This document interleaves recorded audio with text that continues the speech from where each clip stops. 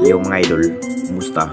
Mandrag mga sports, ito nga pala ating pag-usapan ang Barangay Nibra, bagong resback, ginulat ang lahat at Stephen Holt, matinding inamin ngunit bago ang lahat, huwag mong kalimutang subscribe at click ang notification bell para like ang updated sa riniti sa natin.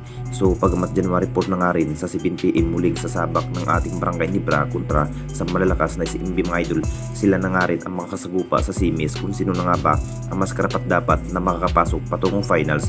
Butas ng karayom pa rin ang malalampasan bago makuha ng matagal ng hinahangad ng kampyonato sa ating liga.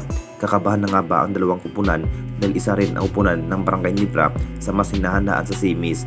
Naging impact na nga ba sa pagkapanalo ng ating Barangay Nibra dahil na parang hindi pa rin satisfied dito ang management ng Barangay Nibra? Iba pa rin maglaro ang SMB at Converge mga idol dahil isa pa rin ang upunan ng SMB sa mas matibay at husay sa bidid area. Siguro mahihirapan dito ang kupunan ng Barangay Nibra. Alam na nating lahat, ang plano pa rin ng Jing Kings, kunin na nga ba ang dating ex-Ginebra player na si Sistan mga idol. Ito na rin ang binalak ng ating Barangay Nibra na maharbat ang dating ex-Ginebra big man ng Jing Kings ay walang iba kundi si Sistan. Kailangan pa rin ng ating Barangay Nibra dito mga idol ng isa pang big man bukod pa kay Japit Aguilar pagdating sa depensa.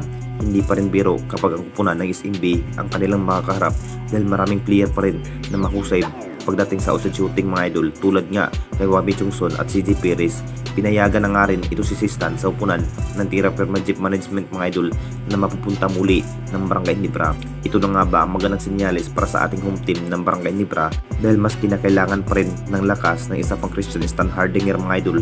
Magugulat pa rin ang lahat kapag makapaglaro ang nating ex-Ginebra big man na maglalaro sa semis. At dito na naman tayo sa isa pa nating balita, Stephen Holt, matinding inamin, isa pa rin ang nasabing player na malaking naaambag sa upunan ng ating Barangay Nibra kung bakit nakuha malaking tagumpay sa quarterfinals laban nga sa upunan ng Converge mga idol. Talagang malaking factor rin itong si Stephen Holt sa kanyang bawat outside shooting mga idol kung bakit naipasok nga ni Stephen Holt sa kanyang clutch sa 3-point shot sa dulo. Talagang talo na sana ang kupunan ng Barangay Nibra, ang kupunan ng Converge pa rin ang matatalo sa mainit na laban ng Barangay Nibra at Converge. Inamin naman ni Stephen Holt mga idol, gagawin pa rin ang kanyang best performance para mahusay pa at kumpiyansa sa semis na matalo at tatalunin ang upunan ng SMB.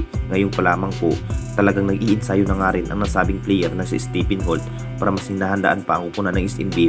Kung titignan nating lahat mga idol, kaba pa rin dahil alam na nating lahat kung gaano kalakas ang upunan ng SMB tulad rin ng Barangay Nibra. Kung tutuusin mga idol, naging match pa rin ang naging laban sa dalawang kupunan dahil sa huling conference pa rin palaging uwing talo ang upunan ng Barangay Nibra sa kamay ng SMB. Patunayan pa rin ni Stephen Holt na tatalunin ang upunan ng SMB sa semis sa Best of 7 series sa semifinals.